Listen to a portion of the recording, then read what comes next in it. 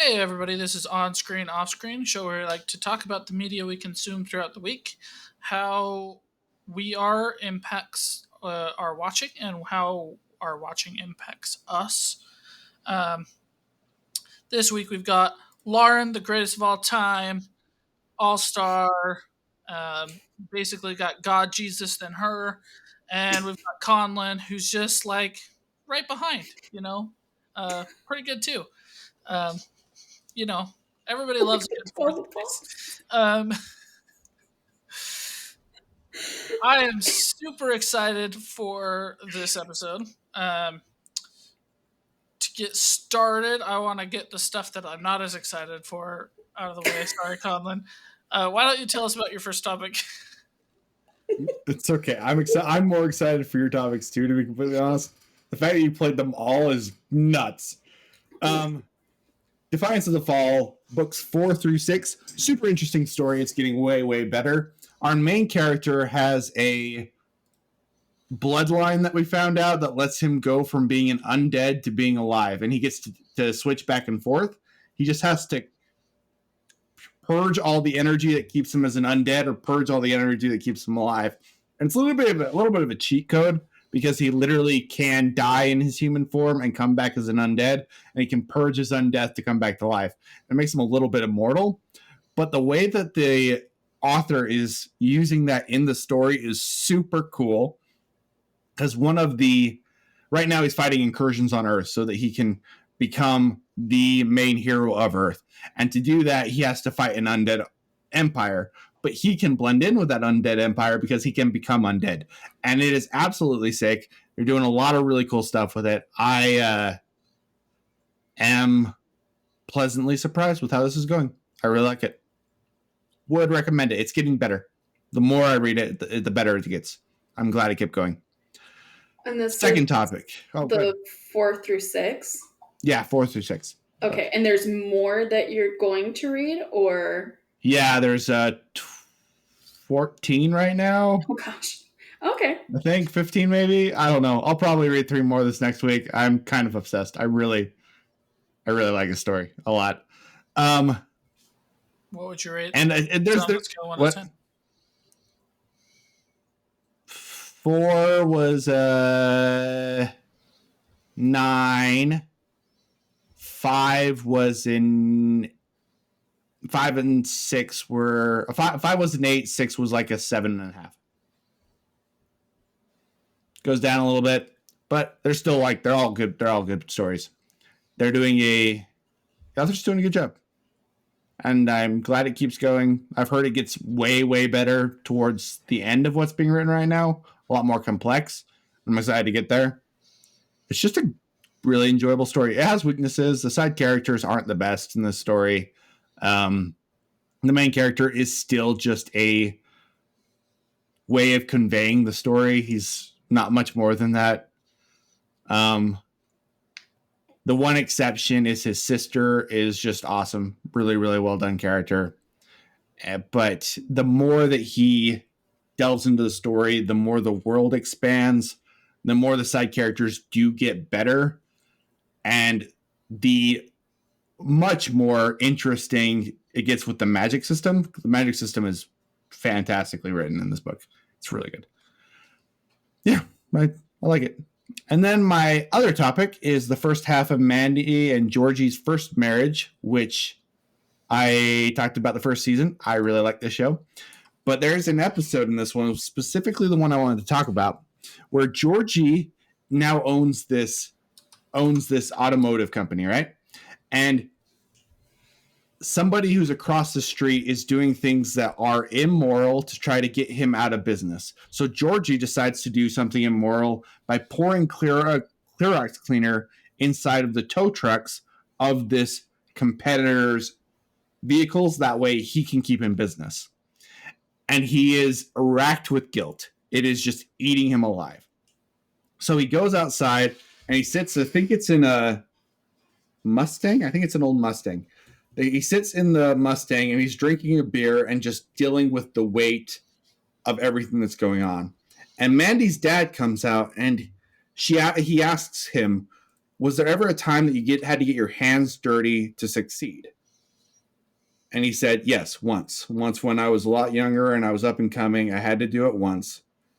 And Georgie asked, did the guilt ever go away? He said, I just kind of stopped thinking about it. And made me wonder, like, what is required to be successful? Do you have to get your hands dirty? If somebody's attacking you, is it okay to attack back?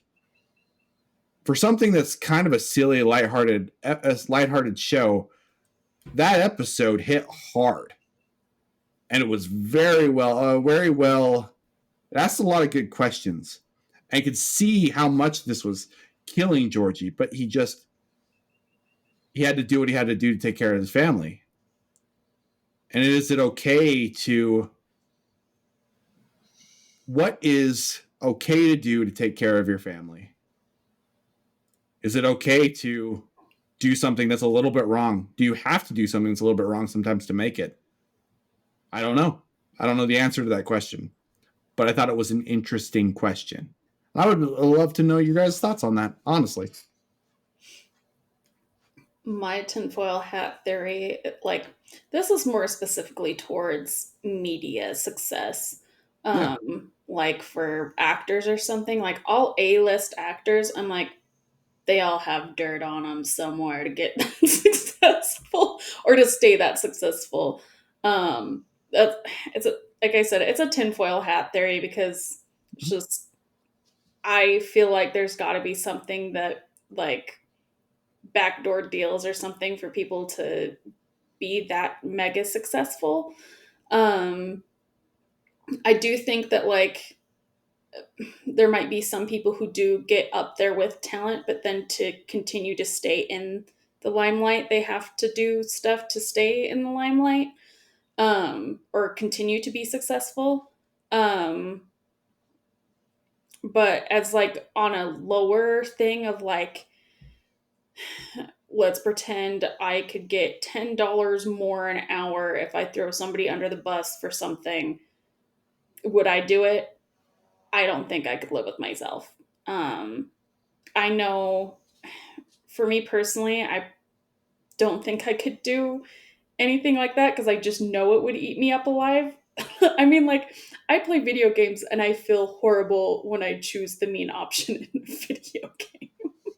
What So, about you're at work, and in order to keep your job, you're out of money. You're completely out of money. You got some bills that you don't have any savings left. To keep your job, you have to sabotage somebody else's paint job. But it's the only way that you can actually feed your family, that you can take care of yourself. Imagine that you have a little girl.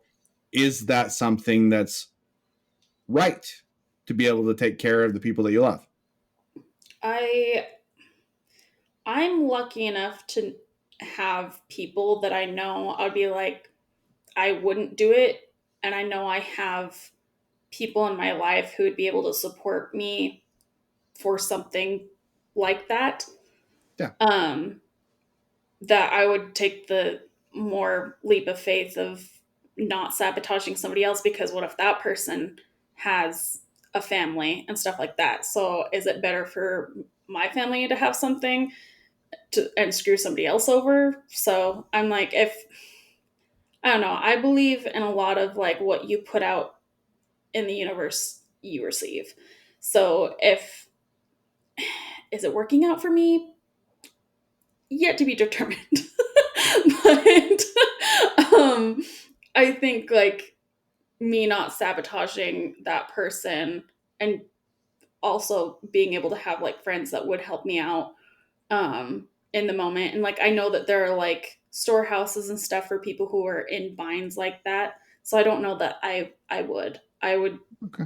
find something else because I know I am resilient and resourceful. So I would rather lean on that than sabotage. What do you think, Josh? I've seen the scene that you're talking about on TikTok. I haven't seen the Yeah. whole episode, just the scene. Mhm. I'm sickened by it. Thinking about it. Okay. Yeah, I think it's disgusting. I think it's appalling.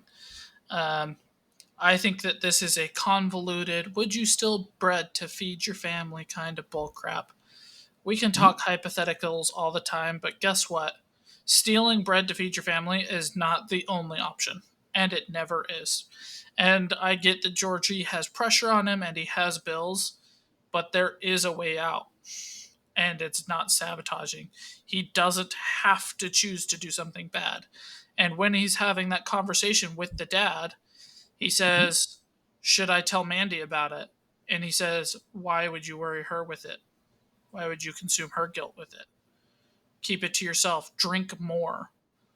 And he asks, would you do it again? And the dad says, yeah, without a doubt. So to me, again, just judging on that scene alone, isolated, it's saying, yeah, steal the bread, and if you don't, you're an idiot. Um, Mhm. and to Lauren's point of view, like, is stealing the bread really worth it if it means the person making the bread also has Also goes people out of to, business. like, where's the line? I also am a big believer in karma. What goes around comes around. Mhm. You put out positivity, you get positivity. I think that if you rise above it, we talked about what is a hero. To me, it's rising above, right? Like, if I was Georgie, I don't know how I could face my kid knowing that I screwed somebody else out of their business just to hypothetically put food on the table, which isn't actually what he did because he lives with his wife's family and he doesn't pay for food or shelter, right? Like, I could not look my kid in the face knowing that I was a dishonest person who valued success so much that I cut somebody's throat to get there. To me, there's so much more to life than career success or financial success that, yeah, I would 100% rather let my business go under the right way, doing things the right way, than to stoop down to cut somebody else's throat to get there. When do you think that it's so? Someone puts violence against you, somebody threatens to destroy your business, they're doing some underhanded stuff to destroy your business, they're pointing the gun at you. When is it okay to point the gun back? Never. Because Get a lawyer. never. Okay. I mean, like, I'm going to take it to Suits, right? Harvey Yeah. famously, if somebody has a gun to your head, what do you do? And Mike, like, you get a bigger gun or you surrender, right? And he's like, Mhm. no, there's 147 different outcomes, right? Yeah. There's always more options, right? If that guy really is doing underhanded stuff, there's the Better Business Bureau, there's law enforcement, there's just being creative with your business, there's undercutting him in price, there's providing a better service or a better product or a better, like, there is 147 different options. And in this, like, hypothetical figurative gun that they're pointing at you, when is it okay to shoot back? Never. Interesting. It's an interesting point of view. My biggest problem with what was displayed is something that Josh brought up, where he asks if he should talk to Mandy about it. And Mandy knows in the episode that something is wrong. Like she can just tell. And she talks about how when she actually thinks he's cheating on her, when you're lying, you get more Southern. And he just starts doing little Southern things. And they kind of make a joke out of it. But she knows that he's lying. I think that honesty between your spouse is literally one of the most important things, period, ever. You should just be honest with your spouse. I don't know about the whole gun analogy. I don't know when it's right to fight back. I've thought about this a lot, but it's always right to tell your spouse what's going on, and he should do that. And the dad should not have told him not to do that. That was just wrong. It's funny because like whenever I'm talking to like my parents or my friends that are married, like whatever I tell to the one, I wholeheartedly expect them to tell the other. Yeah. And so like it's so funny because I like see them as one unit.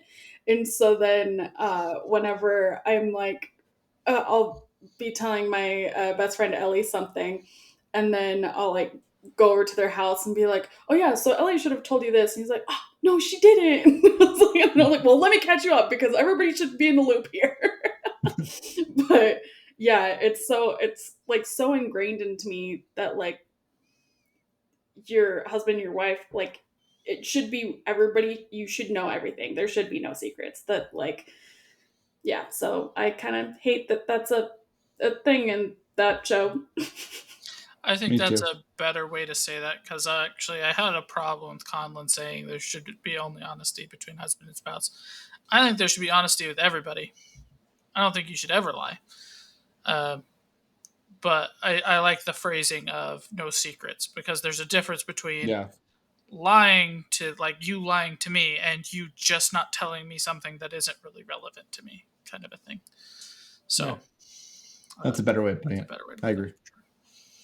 I agree. Anyway, I have still liked the first half of this. I was a little bit bummed by that piece of advice. It's not quite as good as season one to me, but I'd probably give it a 7 so far. Still like a show. Very cool. All right, let's get to the So things that Josh is really excited to talk about. I am, and in I'm order to excited get to talk about this too. started, I want Conlon to first talk about it. So Yeah. we talked about it a little bit last week when I talked about House of Ashes and playing it with Josh. Yeah. If I'm remembering correctly, you said you're not done with Little Hope yet, um, but it's worth it, and Mana Medan is worth skipping, honestly. Yes. So if you could just briefly, like, why is Mana Medan worth skipping? With Little Hope, why is it so much better? And have you finished it yet? Um, Yeah. uh, Before you do that, I just want to say briefly, like the accepted ranking of these are the two best ones are House of Ashes and Little Hope. Devil in Me is fine, and Man of Medan sucks.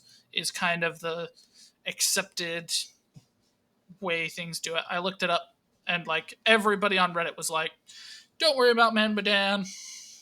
Little Hope is awesome." Some people are like, "I didn't love Little Hope as much. House of Ashes is much better." Everybody kind of agrees Devil in Me is just fine. But I want to get your little rating based on everything before Lauren and I get into it. I have not finished Little Hope. Little Hope to me is far more interesting than Man and Medan. Um, with the mystery of like, why are there the different generations of the exact same people? Why are they stuck in this town? There's a lot of cool aspects to this game. I'm hoping that the choices matter more. In Man and Medan, choices don't really matter that much. It's kind of boring and slow. Actually, it's not kind of boring and slow. It is incredibly boring and slow.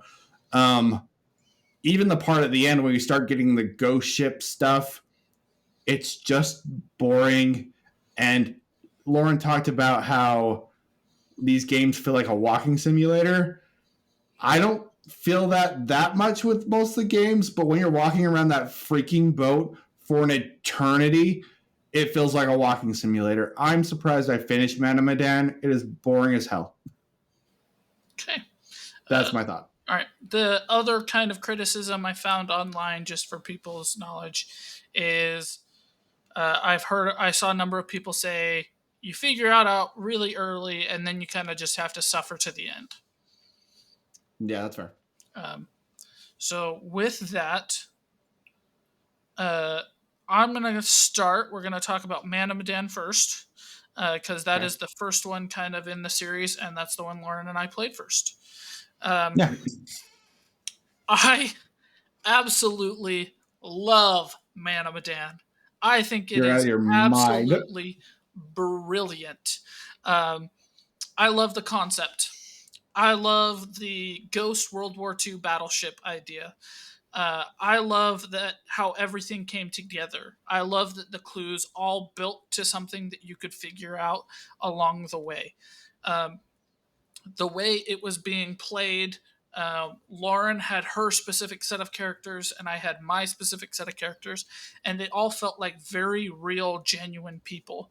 Um, Hmm. the way that it would interact and do things. I'm sure Lauren is going to talk about the pinup girl, but like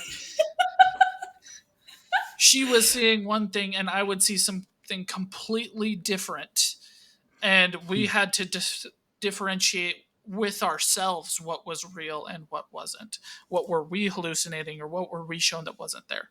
Um, I started noticing the curator standing in the background during certain moments. And Lauren was like, I didn't see him. What are you talking about? And I'm like, he was right there. He was watching us. You know, the supposed like guy who's not in the games but is because he talks about you, about your choices. That guy. Um, I really really liked it. I liked the way that they built things up. Like I love the movie Woman in Black because they build up scares and don't always deliver on them. And to me, it's the anticipation that makes it great, not the actual jump scare. And in this one, it was perfectly balanced between jump scares and stuff. Like it's the opening scene, you know, you're playing for 30 minutes and Lauren is down at the underwater with the crashed plane and she's like, what was that, what was that, what was that? And I'm just sitting on the top of the boat like, look over there, I can see a buoy, what's this going on? And I have no idea what's going on. And then I'm stuff screaming. happens to me and it freaks her out and she doesn't know the full story of what's going on. um, I just I absolutely loved it. I am also a person who doesn't get jump scared, right? Like I love that anticipation, but when they actually happen, I'm usually not the person that jumps. I'm usually a person that laughs at it or whatever. I usually think they're pretty funny. This one got me twice, and once was so audible, Lauren knew it happened. So, Wow. like, That's pretty Really? funny. yeah. Uh, That is shocking to me. it totally pieced it together. Lauren saw like kind of zombie things, and my characters were seeing ghosty things. So we were having this like putting things together and trying to decide what was real. I think Man of Medan is absolutely brilliant and such an underappreciated game. It was their first shot at it, and I think they knocked it out of the park. Um, so far, uh, we'll find out more later, but as of finishing Man of Medan, it is my favorite game made by them. It's better than Until Dawn. It is better than House of Ashes. It is far better than The Quarry. I loved this one. I'm giving it a 9.25 out of 10. I think you're insane. It was Okay. I'm with Josh. It was really funny, and like the very beginning when you're the two soldiers, we're like we get on the ship. I got sent to the brig. He got sent to the hospital, and I'm like just chilling in my cell reading everything. And then he like pops up and he's like, "I'm at the door," and I was like, "I'm not done reading." So then we start walking through, and like we start seeing dead bodies, and I'm like, "Okay." And then I kept making sure that I was behind him and making him walk first. And so we kept like trying to get the other one to get in front. And then there's at one point I lagged behind and he went off to another area. And then I start seeing things move. And so I go and hide in a closet. And then Josh is like, help me, help me. I'm like, I Well, can't to be see fair, hold on. anything. I was like, do you see the kid? That's how this started. I was like, do you see the child? And she was like, no. What I was child? like, And I was like, oh nope. no, this is just I'm like, me. I'm in a cut scene with dead bodies. It's fine. And then Sounds way better when you can actually separate. Like, you guys not being able to see each other's screens does sound better. yeah, yeah. So then I'm hiding in a locker And then he starts like, he's like, help me, help me. I was like, I can't do anything. And then I just get riddled with bullets. And then he's like, I'm having a heart attack, help me. And I'm like, I am dead. I am dead twice over. And he's like going up and he's like, I had to shoot a kid in a closet. And I was like, that wasn't a kid, that wasn't me. And so like we're kind of were piecing together that they weren't seeing things correctly right then, but like I don't think that that mattered. Like even though I was piecing together that like they're hallucinating, it was so good when oh gosh, what was the next part? Oh yeah, like he would just be like, did you see that ghost? I'm like, no, I don't get to see anything cool. I was like, And did you just see that map fly off the wall? She was like, no. What are you talking yeah, about? yeah, and then there's there's one part specifically with me, like I actually really liked exploring the ship. That wasn't boring to me because my character, like it was boring, not boring, it was not scary until a certain point where all of a sudden my character found all of the bodies in the caskets, and then things started popping off from there. And I was so freaked out. I went into this locker room and all the lockers were like slightly open, and then like all of these zombie heads like popped popped out and then slammed all the doors shut. And I was like, I don't want to be here anymore. I can't get out of here. I'm like, I'm just in this narrow passageway. Josh, help me. He's like, I'm in a cutscene. I can't do anything. And then later, um, I I can't remember what his name was, but we both wanted him to die. And I was him. And I was exploring and I opened up a door and I was like, oh my gosh, there's a pinup lady. And he's like, no, this is me. And I was like, are you sure it's you? Because it doesn't look, I'm like, what, who are you? And he's like, it's me, Fliss. And I'm like, no, it's not. And so then he's like, calm down. It's fine. It's Fliss. I was like, really? Because you're being aggressive at me. Stop coming at me. So we're like running. Anyway, so I ended up dying. Um, and then there was another part where like I was in the water as the girlfriend, and then she turns this skeleton around and it's her boyfriend, and I was like, oh, this is fine, I'm hallucinating. But then I see the boyfriend coming from behind and I was like, oh, Josh found me. But then I see another boyfriend come from behind. I was like, which one's which? And then Josh is like, don't worry, I got him. And I was like, it doesn't look like you got him. I'm just like freaking out. And then we like, I don't know what's actually going on. And he's like, no, no, no, trust me, I got it. It's fine. And I was like, I don't know. It was so good because it like messed with my mind of like, I didn't know what I was seeing. And I had to trust that Josh could see and did know what was going on. Because I was like, what if that's another one of our friends? What if you're not seeing correctly who it is? What if that's a pirate guy? What if that's, yeah. Yeah. Yeah, it was so I enjoyed this game so much because even though I knew what was going on, it was still messing with my head that I couldn't trust anything. And so then like I probably got way more in my head than I thought because there was like so many times that I'm like, I don't think anybody's who they say they are. I'm like, what if I'm not me? So I enjoyed it a lot. It was so fun. Um, I want to play it from the other view because I want to see um, all the spooky stuff that Josh was talking about. And I want to finally redeem myself on the heartbeats. I don't know what her problem is, but she cannot do the heartbeat thing to save her life. I Really? She's finally played got it. 3 games. I think she's passed it 4 times. And I, one of I Wow. those times it was because I failed it, not her. House of Ashes, I only failed one time. Okay. Um, I do want to I'm add the scares in this game are so good that I went into exploration things that I know were going to be scares to see how they scared me. Like I was having fun with the exploration of jump scares in this game. That's how great it was. Like there was a it thing is that was like insane. open this crate and I was like there's going to be something in that crate. I'm going to go do it. And then I opened it up and I was like, it's a mannequin! Lauren, it's a puppet! It's a Oh yeah, puppet! I forgot about. And then it started doing things and I was like, oh hell no! I had so much fun with this game. It was Yeah, brilliant. yeah, I really liked it. It is absolutely insane how big of a difference you had with this game than I did. I feel like it took forever to get to the boat. And when we got to the boat, I was like, oh.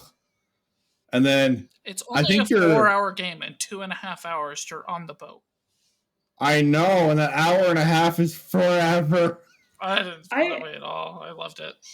I felt like this was actually really well paced for me because like it was spooky, but not so overstimulating that I was like, okay, I can actually dissociate away from this now. Um, so like it had the calm bits perfect. It didn't have like a constant ringing of zing for the jump scare. It was quiet when it needed to be. It had the perfect amount of jump scares and not even like jump scares, but like creep factor. Um, yeah, I loved it. I 9. Okay, so that Wow. was my question. You originally rated it an 8.5 after having played it. You're rating it a 9 now? Yeah, Okay. So it's I gotten think better since she's played it. I was sad that I didn't save the one guy because I thought I was being smart. Fair enough. Conlon, what is your reaction to finding out that Lauren and I both gave this game 9s? Absolutely shocked. Like, if you guys aren't watching on YouTube, I literally think my jaw was just like hanging open for the last 5 minutes. Like, what different alternate universe have I fallen into? So I did not think this was very good. A 6. I would give this a 6. I don't think it's abysmal, but I did not think this was that good at all. I really want to replay it and I want to like play it with other people. I want to, yeah. Me too.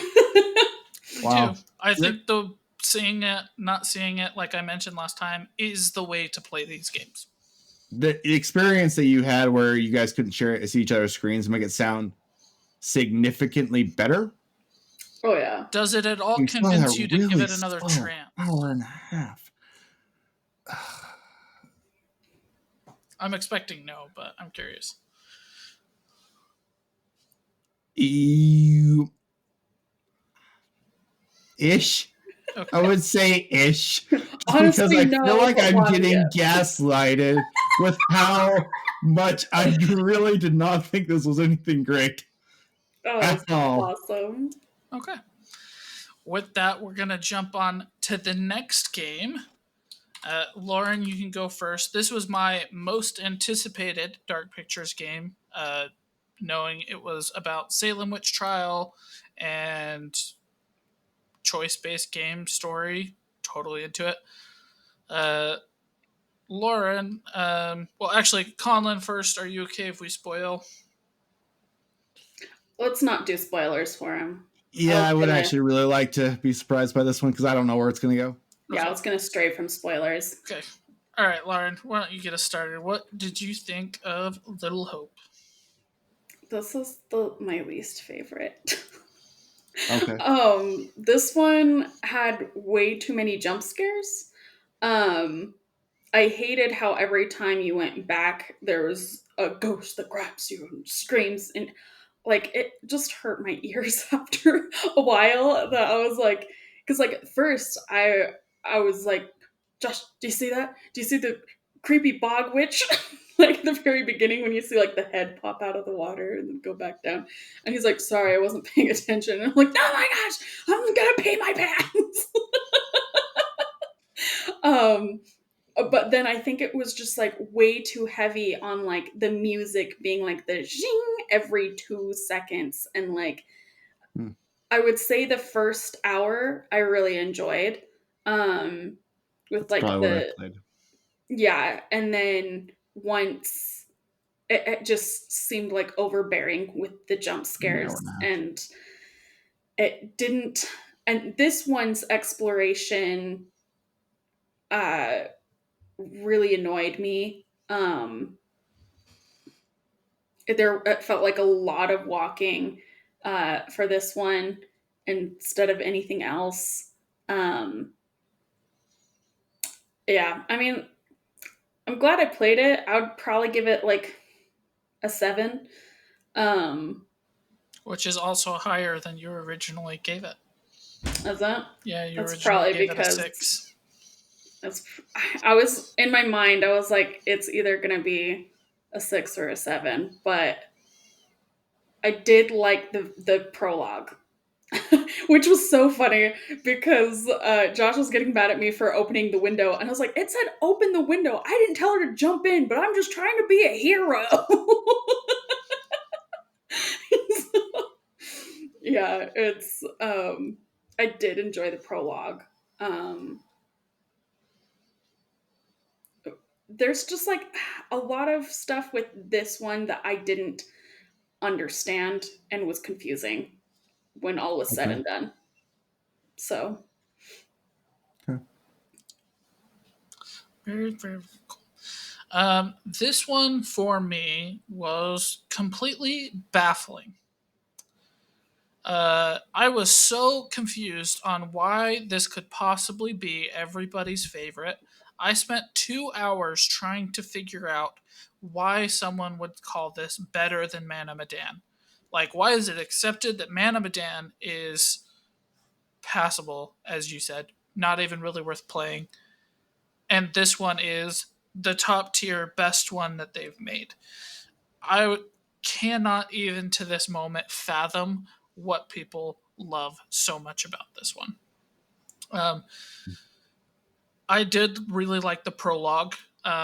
I do like some of the characters in this one, but I also feel like half of them were just like generic this person, generic Karen, generic professor, pretty interesting guy, generic jock. Um, I so, forgot me walking in the forest complaining every 2 seconds, "Where's the button to drop kick her?" yeah. Um, the dialogue options were awful. Like, you know how in these games I choose a dialogue option, then Lauren chooses a dialogue option, and then it goes back and forth? There were times where I would be like, hey, it's okay. I believe in you. And her response was, what is your problem? How dare you? And it was like, what? How would that possibly be a response to what I said? Like, what are you even talking about? Um, so yeah, I didn't like the dialogue. Half the time, it felt way off the wall. Hmm. My other really big criticism of this was uh, none of the characters were mine. None of the characters were Lauren's. We all bounce around and we all played all the characters at some point. You So can split it so you play 3 characters and she plays 3 characters. That's what I'm doing with Sid right now. it on the PC version, it's you choose your starting group and that's it.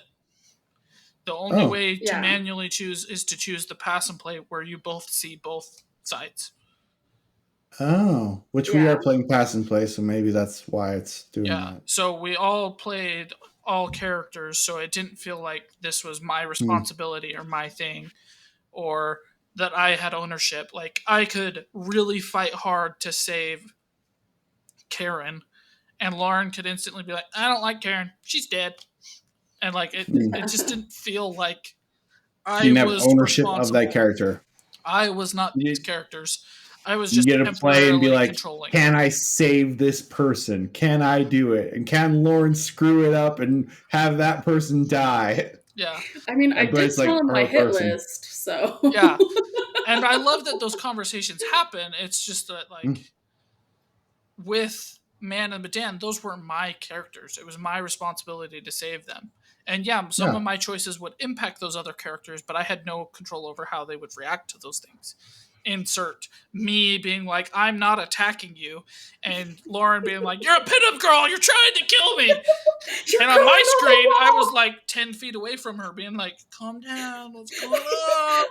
I specifically remember him being like, "I'm not chasing you," and I was like, "Why are you crawling on the wall then?" Yeah. That is way better. Um, That makes Madame Medan sound just significantly better. it's, Because you have that crazy factor instead of just being right next to each other and being like, oh, I know all this is fake, so cool. yeah. Game, I guess. Even knowing the answer to both of these games, I really prefer Mana Medan. It's Okay. crazy. Um, this does feel very much like From. Like, I swear they're both based on the same lore. Yeah, Uh, it sounds it's it's very so similar. similar. It's crazy. Um, I Yeah. will say this: the ending feels very sudden to me. It's kind of building up to a lot, and then it's like, oh, and it's over. I was like, oh, okay, cool. Um, I'll be excited to see what you think of the ending, Conlon. yeah. Uh, Yeah. Lauren was dead on the jump scares, and this was very much a walking simulator. Hey, let me walk around for 5 minutes, jump scare. Let me walk around for 2 minutes, jump scare. Let me walk around for 3 minutes, jump scare. Let me walk around for 10 minutes, jump scare. Let me walk around for 30 seconds, jump scare. It's like it got to the point where even though this is also just a 4 hour game, I had become so numb to it. Like I was just like, and there's another one, and there's another And one, there's another one. and Well, it there's was another like one. it wasn't even like something actually happening. Some of the jump scares was just the music spiking, and there was nothing happening. I was like, Yeah, the music would "What?" spike and the mannequin that was hanging would fall. We go, okay, and that happened now too. And the like witches and little girl pop up on screen suddenly, I swear, like 50 times in that Yeah, 4 hour game. I think they should have done it for the first one, and then not again, because it did give me that first time. Yeah, But I mean, I'm not saying do it only one time, but I like am. they did it every time you go back into the past, and it happens all the freaking time. And it's like, at some point, give us something different, especially with the answer to the puzzle of what's going on. I feel like there's plenty of room for experimentation and to give you some different variety stuff. Yeah. But no, they're just like, I bet it's even the same cutscene. I don't even think they rendered it differently each time. It was just like, cut, paste, same thing. Do it again. Except I did notice that the ghosts were different. Yeah, they are, right? Like sometimes you get the witch, Amy, and sometimes you get Mary, and sometimes you Mary. got the priest. I never got the priest. Yeah. You do get some variety of which ghost it is, but it's always the same in how the ghost grabs you. It always grabs you by the arm and pulls you in. It always jumps up on screen suddenly. It always is super predictable. It's like, Was the story at least interesting to you guys, or was it not interesting either? Okay. Were um, you interested at the beginning? Because Yes. I don't know what's going on. I have no idea. okay, here's what I will say. I don't want to give away the details, but I will say I it. say don't say anything, and we'll hear from him later. Because I don't want to ruin anything for him. I'm not giving away any details, just my like rating process. Yeah, I'm Okay. fine with that. Okay. So originally going into it, I would say halfway to 3/4, I was going to rate it an 8.5. Okay. I'm now giving it a 6. Okay. Yeah. Like it was not horrible, but the jump scares did get to me and the story did not great. So Was unenthusiastic. that's what I have to say about that game. I still to this day I've done the research. I now fully understand the thing. There was something that Lauren came up with that I told her was crap. She's dead right. It absolutely is the truth. How the characters die in the prequel, if you don't save them, is how they die later in the game. Um, but you can save everyone, so that's not guaranteed. It's just like, oh, they die the same way, and I was like, no, it's different. That's not true. And then did a bunch of research, and people were like, isn't it so beautiful and poetic how if they die the same way they did in the prequel? I was like, oh, I was wrong. I hate being wrong. Um, I, I thought I was onto something. you were dead on. Like I said, I now understand everything, and still I'm like, okay, I don't get it. I do not get the absolute fascination with this one, and not liking Man of Medan. I could see liking both. I could see that. But like, it's generally accepted. Man of Medan, don't play it. It's not worth it. It's not very good. It was their first attempt. They needed to work on a lot. And this one is Yeah. like, and this one's the best. And I'm like, to me, it's the opposite, man. Yeah, 'cause I thought the walking around was clunkier than in Man of Medan. Like, I felt like the quality of the search mechanics went worse. Yeah. I Hmm. didn't Were feel like worse. exploring in Little Hope like I did in Man of Medan. Like in Man of Medan, I was like, ooh, I want to see every little thing, every little nook and cranny. And in this one, I was like, get this over Over. with. I already know. Let's move on from this. And it's, yeah. I Hmm. also don't feel like the choices are as impactful in Little Hope.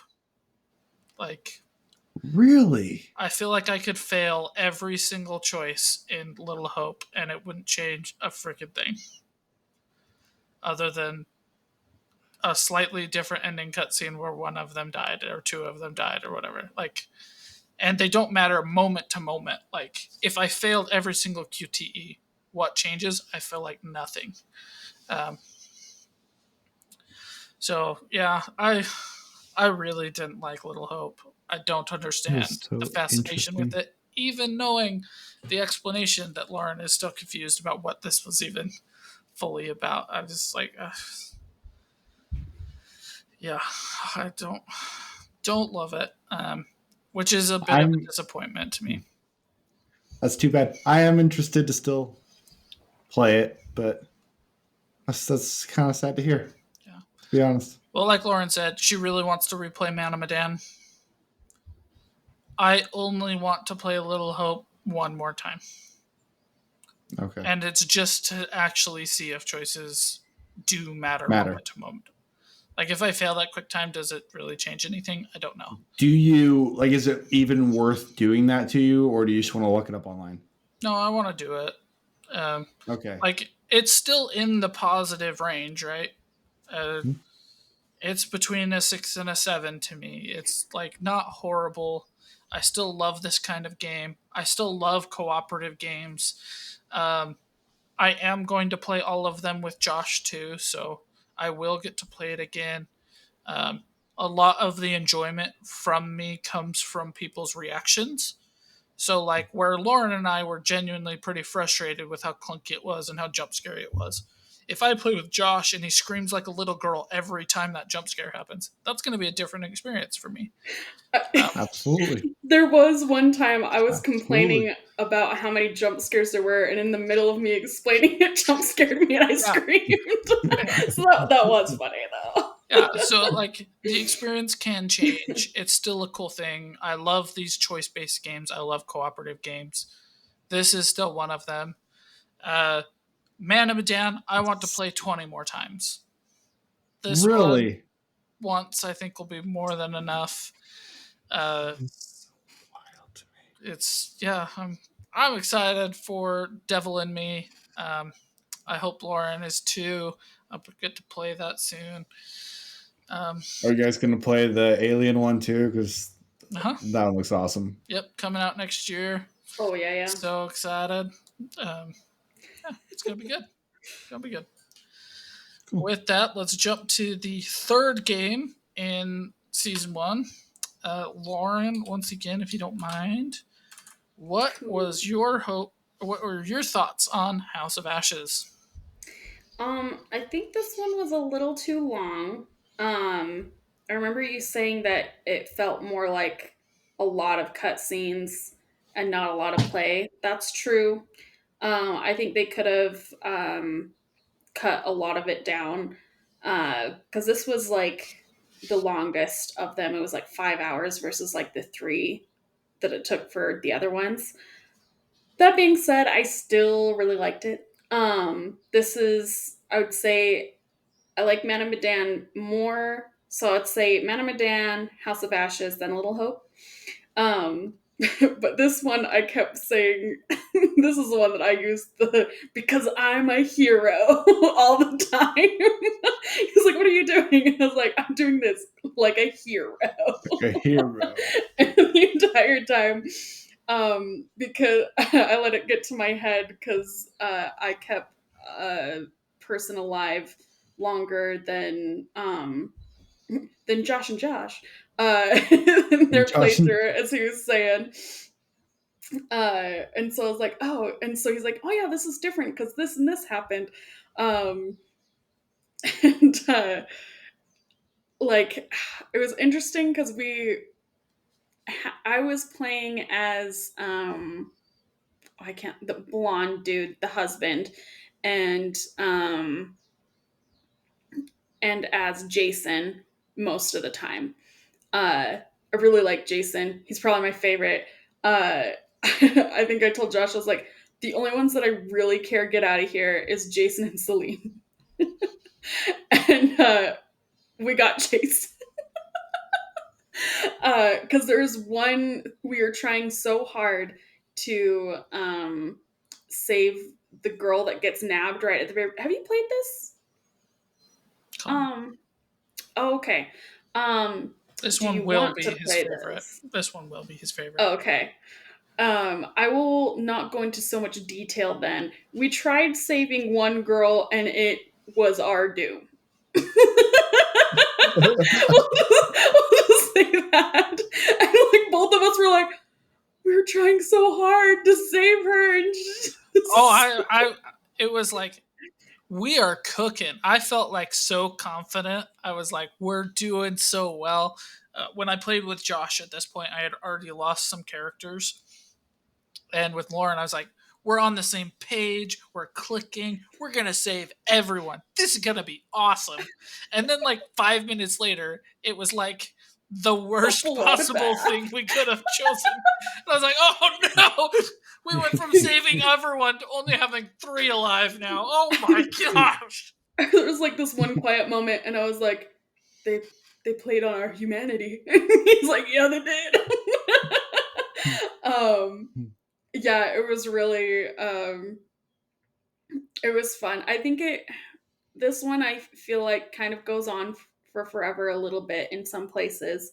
Um but I'm trying to think of what the moment that I thought was really cool. Oh, I was Jason and we're like in this whole battle thing and this person I'm yelling at this person to like get down on the ground because it looks like there's civilian in this battle zone and they don't like understand English or something like that and like I'm giving them warnings of like you need to like get down and it gives me the option to like shoot them but I didn't take it and then behind me is Josh's character and like he had a gun on me and we're both like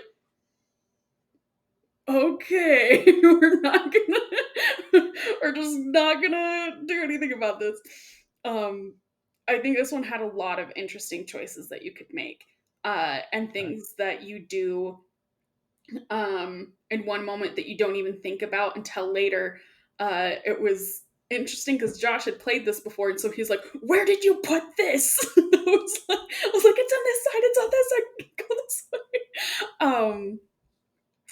Yeah, it was. I don't think that this was the scariest one. I think this one. I don't really. I think I said that there was like 2 jump scares that got me out of this whole thing. Um, but otherwise, like the creatures don't scare me like with the unknown of Manamadan or Little Hope. In those, it's like, what is this? This is creepy. How is this happening? What's going to happen? These, I was like, it's just a creepy little cave critter. So it was like we just basically have to survive. And I didn't feel like creeped out, or there was one time I was creeped out because I knew something was coming because I saw a premonition, and I was walking down this like windy corridor, and so I was like, and just ran as fast as I could throughout the weaves, and I was like, it's gonna be a jump scare, it's gonna be a jump scare, and then nothing happened, and I was like, well, I got through that quickly. Like, now what? But yeah, it's I do want to replay that one again because of the things that Josh was like, this is different, this is way different. And there's so many little things. I don't want to make the mistake of saving that girl again. We could have made it. I believed in us. Oh, that, and I chose a stupid option of in a split second decision, and I was like, why did I was just testing it out, and I shouldn't have. I should not have tested at that point. But yeah, it's really cool. I like it. Cool. I'm excited to play that one. I'm very excited to play that one. So Laura, Josh is that convinced that it will be my favorite. I'm very excited to play this one. it will be. Lauren, originally I am. you gave this one an 8.5. What do you rate it now? I was gonna keep it 8.5. Okay. So your rating goes Man of Medan, House of Ashes, then Until Dawn, then Little Hope. I think so. Okay. Very, very cool. I loved this just as much the second time as I did the first one, which is so hard to do in a game where you know the answer. Yes. And this is a puzzle. Yes. The villain changes based on how you play the prologue, and I don't know how it impacts it. That is so cool. Yeah, it's not like a big change. It's just like which model you see, but it is still like, okay, that's cool that they went through the effort that like the prologue matters that much. That's very cool. That did remind me of what you did in the prologue, and I was like, bah!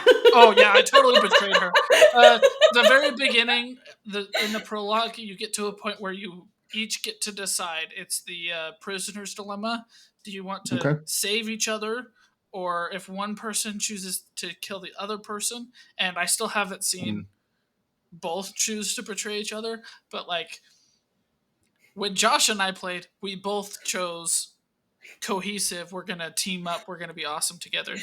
And this time I was like, I already saw that, so I'm gonna totally. She's gonna choose the good option for sure. And I even said, I was like, fight with me, brother. And then he immediately just betrays me. I was like, immediately, not even a question. Immediately pulled out a sword and stabbed her. No regrets. It was awesome.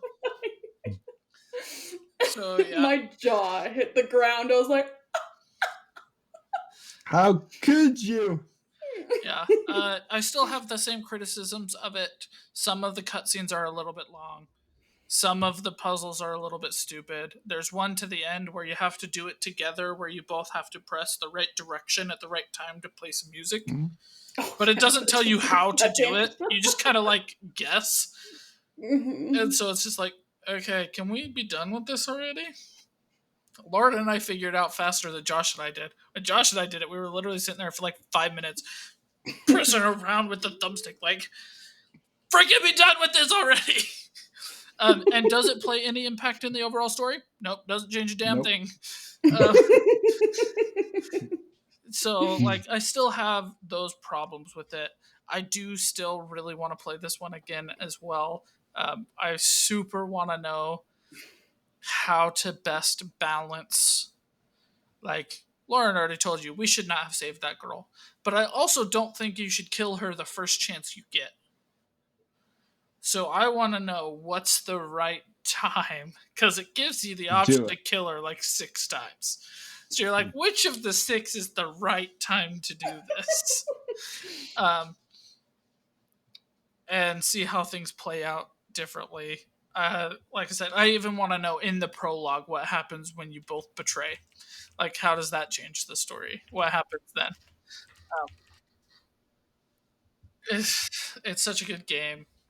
Conlon, I swear this one's going to be your favorite. I know it's not the most horror, but this one is just so up your alley. It's like, if this one's not your favorite, I would be Shocked. gobsmacked. Yeah, like, you might like Until Dawn slightly better, but of the Dark Pictures games, this one's got to be your favorite. So I'm actually raising my score of this one last time.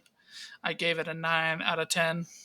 I'm raising it up to a 9.25 out of 10 Okay. because the fact that it impressed me just as much the second time.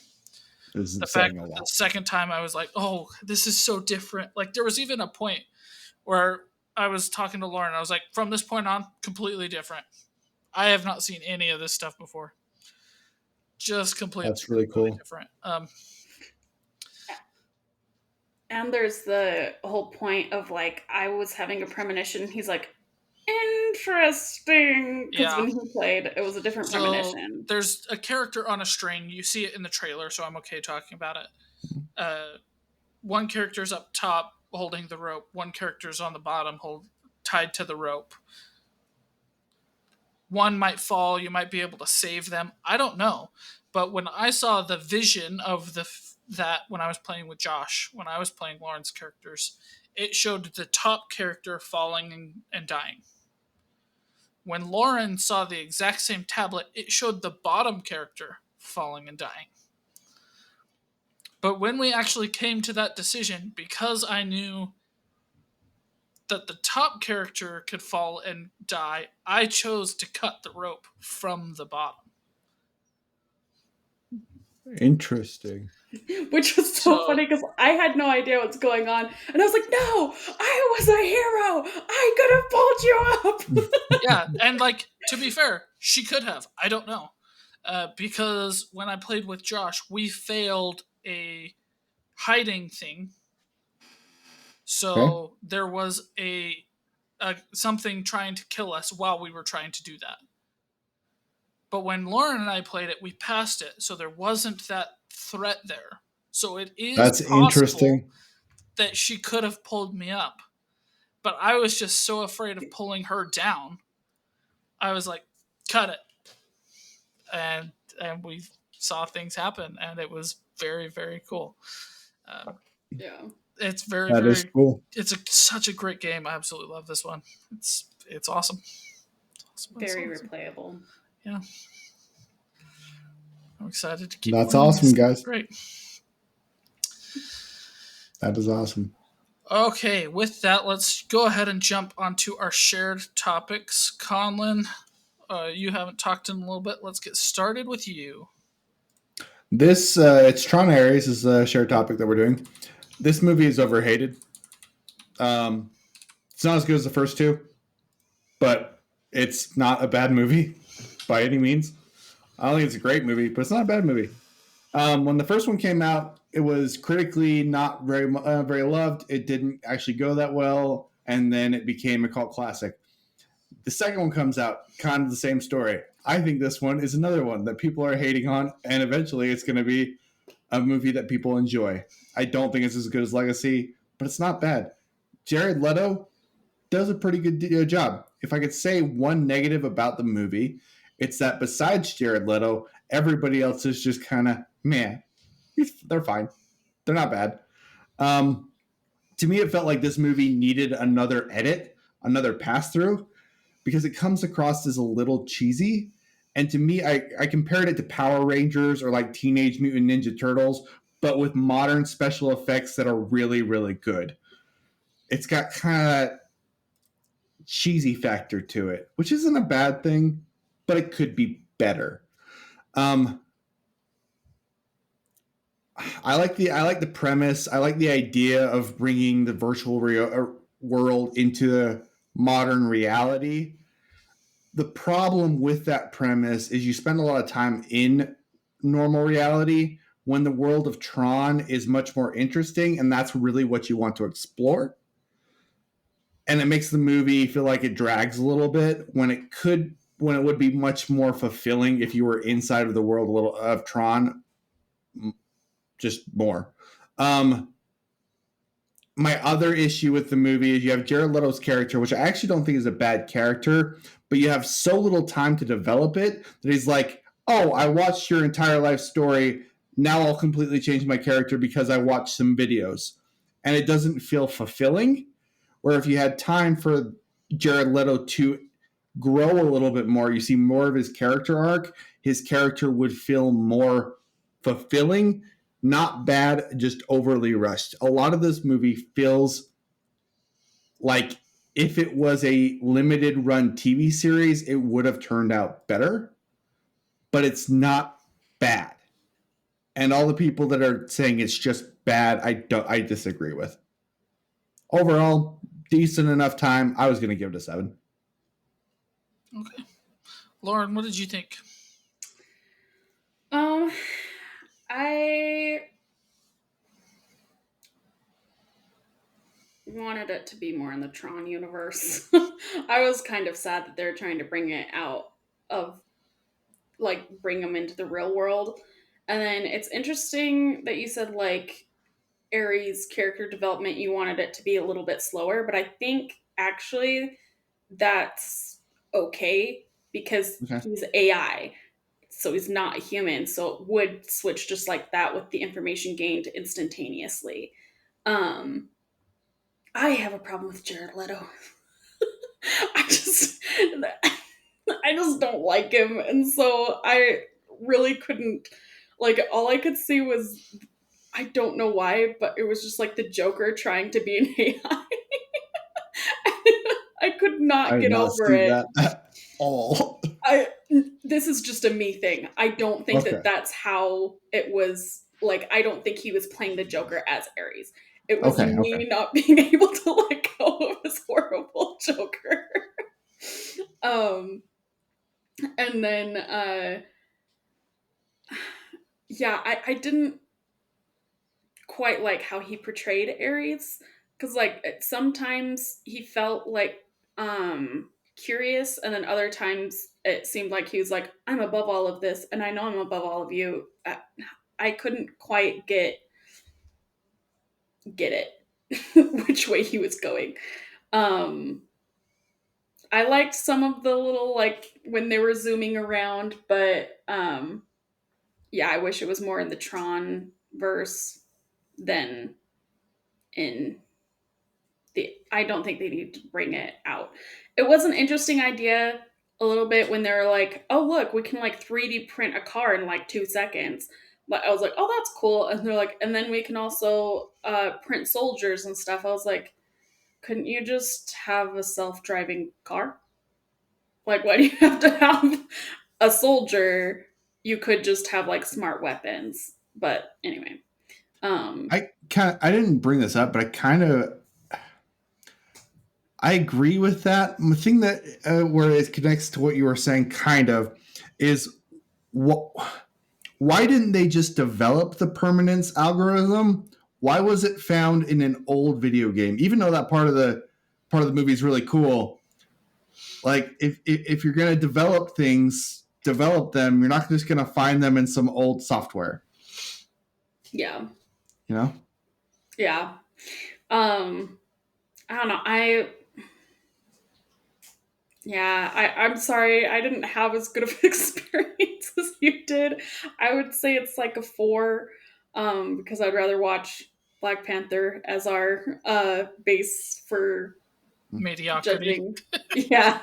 It has a 4 because I did like the visual effects, um, and like I liked the idea presented of like um 3D printing the things out there. I don't know that I'm sold on the AI storyline. It's just like this world's getting really weird with like AI stories now, but that's kind of like where we're going. But I don't know.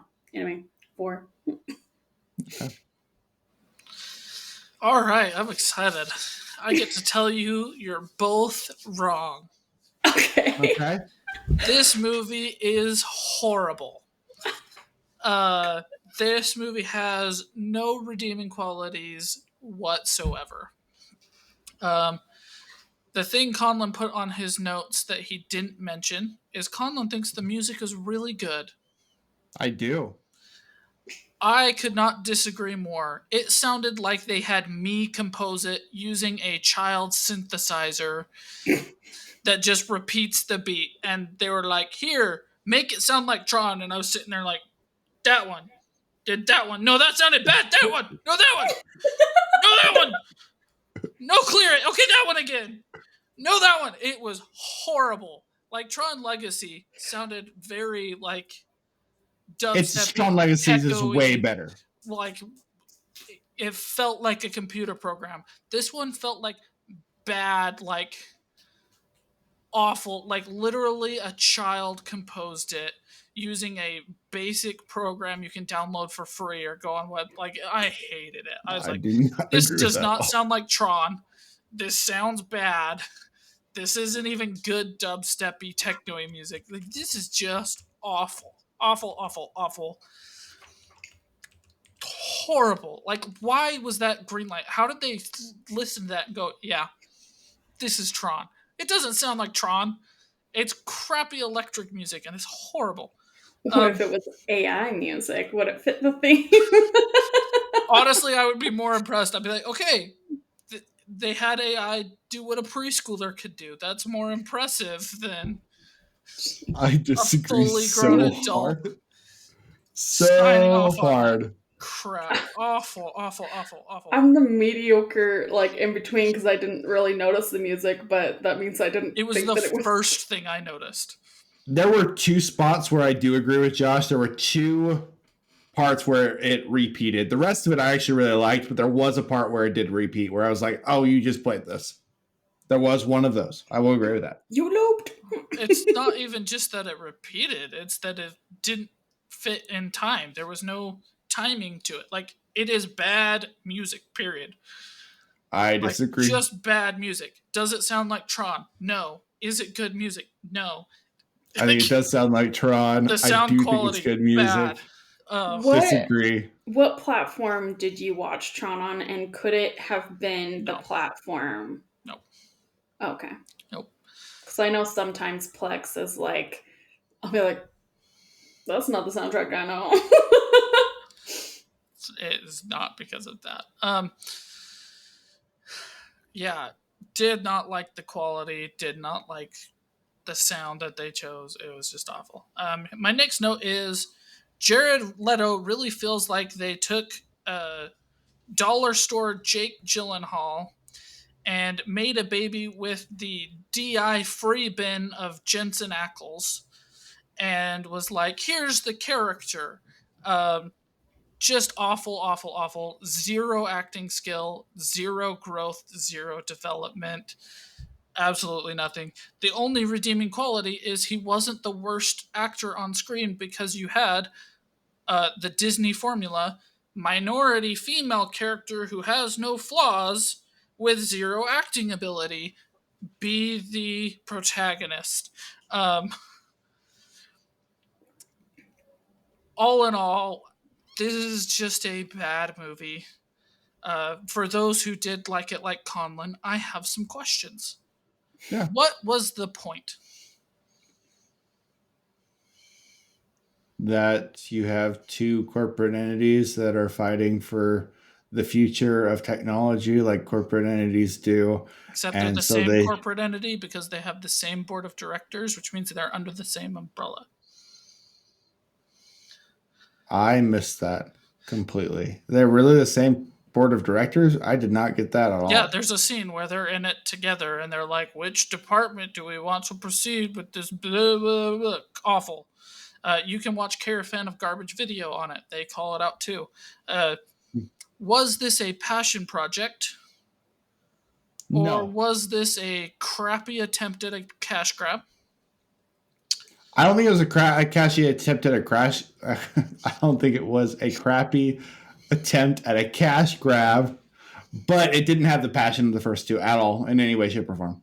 Not at all. Okay, so what was it then? Because from my point of view, you have a generic Disney storyline Mhm. thrown together in a rebooted franchise. I think that's actually pretty fair. So, like, what am I supposed to get into? What does this add to the franchise? The idea is interesting, and they explore it pretty interestingly. Like, I don't think this is a great movie.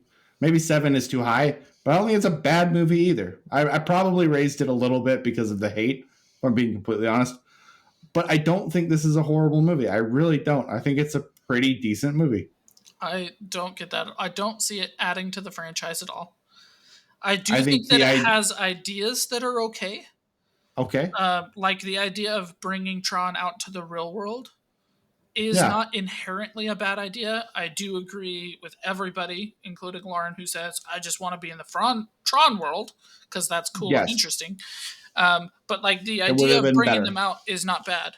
But here's my criticism of that. It's not that the long life thing was trapped in a video game that any 2-year old could hack because it's on a floppy disk. Um,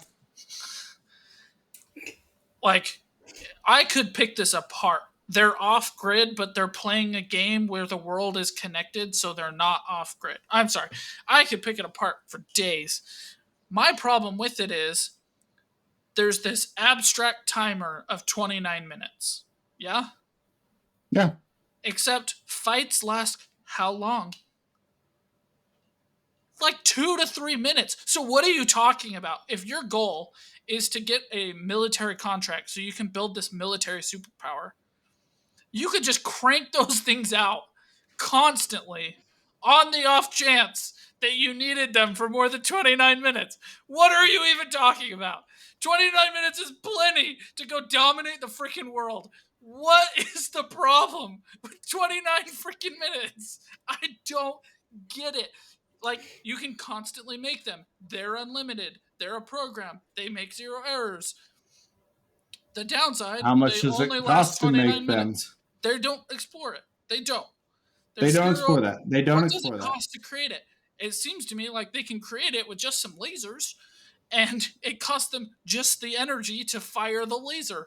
Like, Which they I would create think the this energy big draw would ship be a bigger than the decent building that it amount. was created in, and they're like, And I could see people wanting to make things digitally that last forever. Like, that's something that I can see.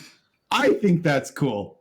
I agree I with you. would like to explore I that. agree with you. That's But in the cool. movie, they're just trying to get an army. I do think it is funny that they're like that they did want it to last forever because I'm like every Apple company knows that you put a life limit on things, so you have to keep buying. Yeah. Like, I actually did have that thought. I was like, why is it bad that they're going out because then they would have to buy more?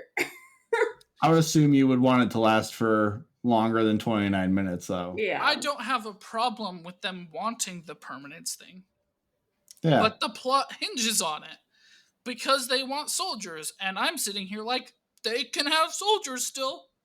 It's not like the government's gonna be like, nah, not good enough.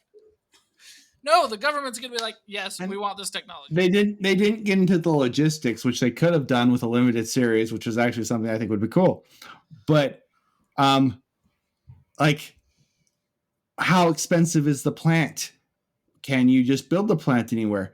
What energy do you need? Like, 29 minutes is not enough time to get to the front of a war zone if you're not having a plant that's right at the front of the war zone. Is this technology portable? We don't Yes, know it any of that is. information. They have a gun on a helicopter that takes people in and out of the thing. It's portable.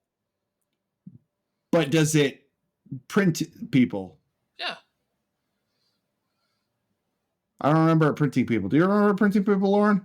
I don't know. I don't remember like creating But Ares logically, if it out destroyed there. matter, it wouldn't be too far to have it create. Like, they've I established can it see has that. some portability. And let's ignore the army. What if I just walked into Iraq, just me with one of those guns? How long is it going to take me to take that over? Boom, you're in a game. Boom, you're in a game. Boom, you're in a game. I conquered Iraq. I win. Like, That technology alone is like, oh, they It takes a have second to suck them into that game. So you're literally sucking somebody shoots you in the face, and you're game over. Done. no, because they're sitting there like, what the freak does that guy have? Sorry. Like I said, I could rage at this forever. Uh, there are good ideas. There are. Bringing people out into the real world. Also, just a side comment: didn't Olivia Wilde come out into the real world? The end of Tron Legacy. That is a question that I Like, have to legitimately. did she do it already? So there And already is like permanence. genuinely, the main character gets sucked into the video game, but when she comes out, she's already permanent, but nobody else is. But she came out the same way that everybody else did. So how does that work? I don't know. Yeah. So there's a bunch of questions, but like they could have explored what does it mean to humanity, right? Ares is Yeah. touching and feeling for the first time. Was that Yeah. explored? No. Did they explore corporate dynamics and how they kind of function and like what is the cost? How sunk into this are they? Like they didn't even No. establish that the company might go under if this doesn't work out. They're just like CEO Nepo baby who got the job because of who his daddy was might lose his job, so he's gonna commit genocide and murder. Like, oh, it is so bad. There's so much potential that they could have explored, and they chose, let's do the easiest basic Disney little crap I possibly could. Sign off. We're not even gonna pay a real music producer because we can get a toddler to do it. Woohoo! Child Bring labor. in the money. Awful, awful movie. End of rage. The end. Do you feel better now? Yes, I do. Honestly, I watched this last night and I was like, Yeah. man, it sucks that Conlon and I are going to have to hate something. And then I looked at his notes and I was like, he put Jared Leto as a positive note. Like, oh my gosh, what the? I really did not think Jared Leto was bad at all. For I, real. I did not. I felt like the director wanted Jensen Ackles, and when he couldn't get Jensen Ackles, he wanted, who's the other actor I mentioned? Jake Gyllenhaal. And when both of them read the script and said, why would I want to be part of this crap? They were like, well, who's the biggest name we can get that we can still afford at this point?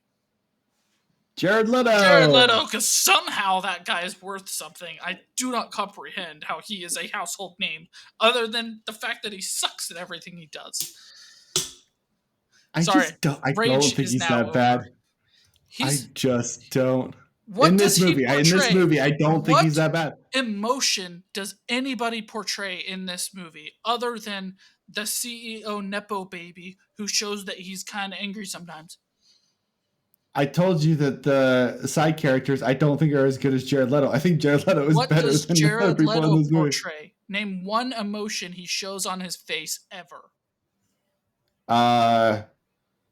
When he's watching the video for the sister that's died, you can see his contemplation about humanity and about this person that he's coming to know, and you can see it on his face. It's actually a pretty good moment.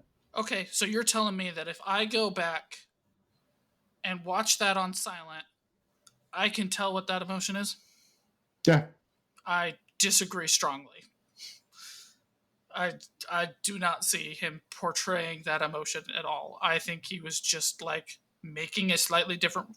He is doing smell the fart acting, where anytime anything happens, he acts like he smelled a fart. I agree with you. He wasn't the worst actor in here because the protagonist girl was. She legitimately never changed her facial expression the entire time. Even when she's getting attacked, she didn't seem scared at all. Yeah. I agree with you. He is not the worst part about this movie, but he's the main part about this movie, and it still wasn't good, is my point. I just don't think it's bad. So bad. Such waste of time for me. I I think will never rewatch this garbage. this is another classic Disney hire Josh because Josh has some ideas. Yeah, exactly. This movie should have been better than it is. I just don't think it's a bad movie. Like, that's why I brought up the editing. I feel like this movie needed another pass through. And yes, actually, I think the guy who's helping our main protagonist, I think he's pretty good too. I think the villain's decent. I think the villain's mom is decent. I think that what's her name? Ares, the other robot that gets brought out, the black lady. I think she's horrible. She's not good at all. But yeah, it could have been better. It could have been better. Don't think it's horrible. I think it needed a fundamental rewrite to be decent. Okay. Like, I think when it was pitched, it was probably a decent idea, right? They probably came in and be like, "Hey, we want to bring back Tron. We want to bring them to the real world. We've got a corporate entity trying to financially make an army out of it. We've got another one trying to build like healthcare and that kind of stuff, right? I feel like that's initially not a bad pitch, Mm-hmm. but everything that they did from that point Didn't was work. either like, we don't want to take any chances, we need to be generic, we don't want to offend anybody, girl boss, crappy actor, wasted actor. I didn't have the Terrible girl movie. boss hate for the main protagonist that you had. The one girl boss thing that I was like, I didn't really like that was, I think it was Artemis. I think is what her name was. I didn't like that character. But yeah, I don't know. That's okay. Josh, I'm glad that you got to rage a little bit. Feel good? Yeah, it feels good to just like let that out. I've been eating that since All that long he couldn't sleep. He's like, that piece of crap movie. Freaking heck. Tron Legacy is good, and then we got that. All I can think of is like Goob from Meet the Robinsons, who's like, they all hated me, like fester and boil. I'm like, hi Goob. That's a great movie. Everybody It should is watch great. Meet the Robinsons because that's a phenomenal movie. I love Meet That the is a very good movie. Yeah, this is not good. I will give my rating. It is a 2 out of 10. It gets 1 point because the initial idea is not bad. That's what it gets a point for. But yeah, the only thing that I am really just genuinely don't understand is you liking the music. Yeah, I do. Like, I genuinely Legitimately. hated it. It is awful. It's not as good as Daft Punk's, but Daft Punk's is one of the greatest scores ever. But I thought it was a good score. I didn't feel like it was drawn. It was just crappy electro music. But been I there. also think some of the visuals are super good, like super good. Some of the visuals I are wrote super good. Yeah. that I wish I would have gone to the theaters just to be able to see the visuals on the screen. And I liked how they brought old Tron world, even though some of it doesn't make a lot of sense, into this movie. I thought it was visually very cool. I think that they did some cool visual effects. I think they didn't always, but kind of did. I actually think that the visual effects they did in the real world, the more challenging to actually do, they did a good job with. Like when the police car gets split down the middle, like that looks really cool. When Jared Leto and uninspired, blank face minority girl are on the bikes, really, really cool. I feel like when they went into the Tron universe, they had some really good set pieces. They just didn't execute it looking good, if that makes any sense. Interesting. But yeah, don't watch this movie, guys. Watch something better. That's what I have to say. I would say, even though I did not hate this movie, I thought it was decent, I would rather just rewatch Tron Legacy again because it's better. Tron Legacy is a great movie. And I like the original Tron better too, even though it's old. I can't speak to that. I haven't seen it, but Tron Legacy is really good. I agree with Conlon. It was very underappreciated when it came out and has kind of grown. I always liked it. I never had any big complaints about it. I think it's always been a great movie to me. Yeah.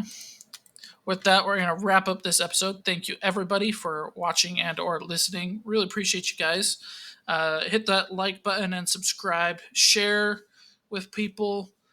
Say, yeah, that guy in the blue golf shirt is completely right, and that guy in the red one is just so wrong with this Tron movie. It's ridiculous.